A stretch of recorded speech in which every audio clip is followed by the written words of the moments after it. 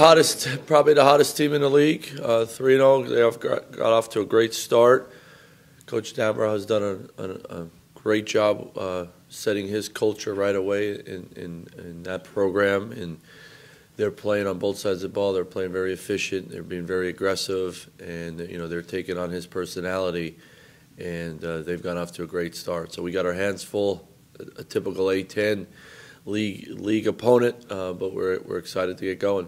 I know you've been in Houston the last 3 years, but does this surprise anyone? I mean, to the fans, Duquesne is a bit of a surprise. But you said last week there are teams in this league who've been getting beaten up, and they're not getting beaten up anymore. Yeah, I'll be one of them. So how much of a surprise is this to the coaches? No, it's not a surprise at all. Number one is Coach Dambrow's done an unbelievable job at Akron, and he's a great coach, and he's a fighter. So that personality is going to rub off on the culture of the team, and you could see that.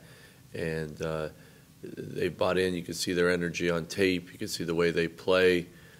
They know what they're doing, but they've also had some talented players there. They have some guys that can make plays, but then they get some new life with a new coach, and they take off, and that's what they've done. And they have some nice freshmen that have really helped them. They have a bench that contributes immensely, and when you have a coach you believe in and you get some energy going, good things happen, and that's what you're seeing in the league, and Duquesne's a great example of that. What makes their defense so tough, and they're allowing them to in the league right now? So what are they doing? Well, they have some good quickness and toughness that can guard the ball, and then I think around the basket, they have some guys with size, some girth that can defend the rim, but they really defend the rim. They make it really tough for you to get shots off, but if you get by them, getting to the rim and getting some easy two-pointers, that's hard to do against Duquesne. So, you got to do a really good job against them of when you get to the rim, not fight it all the time. You got to sit down and spray it and find teammates on the perimeter and keep playing.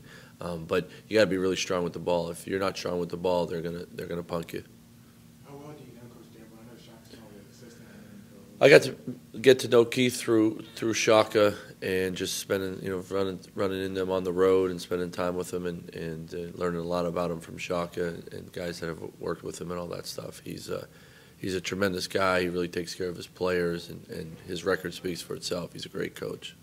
Other than the obvious, getting a conference road win on Saturday, what else did you take from that? I mean, being in that hole and coming off a road loss and getting the road win, and what'd you learn about yourself? Well, how can games like that kind of propel you guys? It was the whole week, to be honest with you.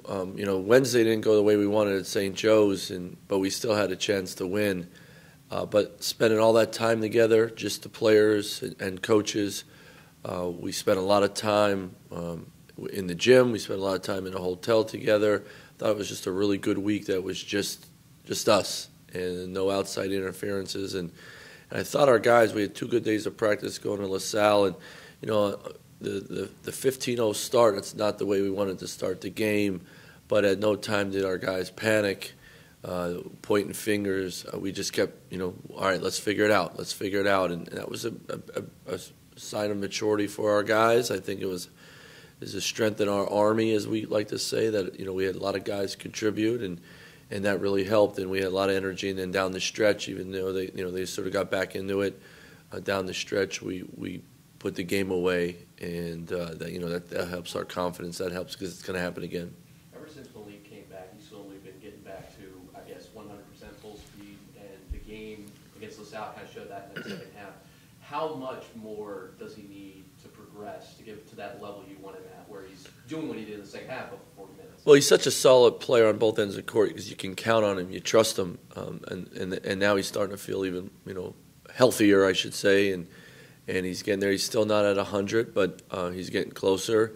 But a game like LaSalle, where the 3 balls fallen, and he made some really nice plays, a great pass to Justin down the stretch. Thought he had some great, solid defensive possessions. That just any sophomore that gives you confidence, and we think he's capable of doing that, and getting better and better. And anytime you have a game like that, it builds confidence, and you're excited to play. And that's how he is. The same thing with IV. I didn't think he had a great first half. Thought he came back the second half, but he didn't put his head down at all, and you know he's still trying to figure it out and getting through an injury, and he's not 100 yet, but we're getting closer. What have you seen from Eric Williams? He's being leading rebounding at just 6'5", so what's standing out about him? Well, great motor, very athletic, but great motor. He doesn't stop moving. He crashes from the wings and from behind the three-point line all the time. And you know, we have to have a conscious effort to really block him out and put a body on him all the time. But he's also a very good player. I mean, he averages a lot of rebounds because he goes after everyone. It's sort of the mentality of a great rebounder. You go after everyone, and then. But he also makes plays for them. He can hit threes. He can get to the rim. He's a guy, an isolation guy, where he can take bigger guys. If you put a bigger guy on him, he can take them to the rim. He could take little guys around the rim. He can step out and make plays. So he's a very versatile player, but we got to make sure we're very aware of him. Coach, Duquesne, I don't think has ever beaten VCU, and they're obviously off to a good start that we talked about earlier. How much, if at all, do you, as a coach, consider another team's mindset coming in here? You know, like, I mean, they got to. This is probably going to be the most confident they've ever been coming into this building.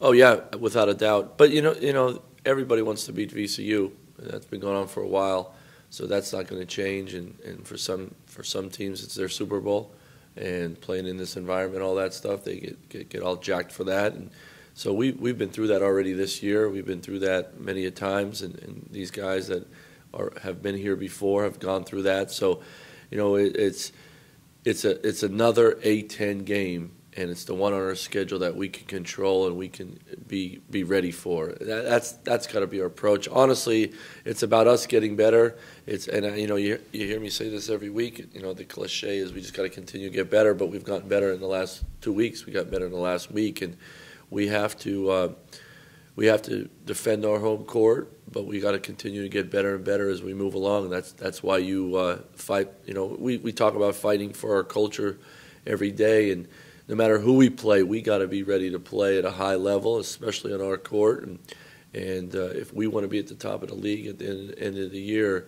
you got to take care of what's in front of you. They're in front of us, and we have work to do.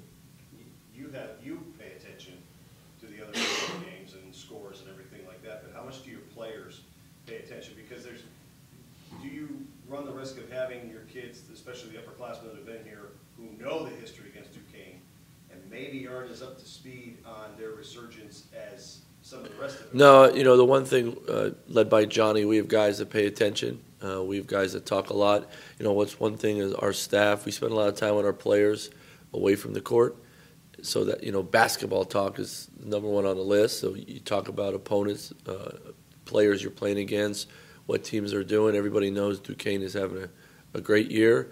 They're 3-0 in the league.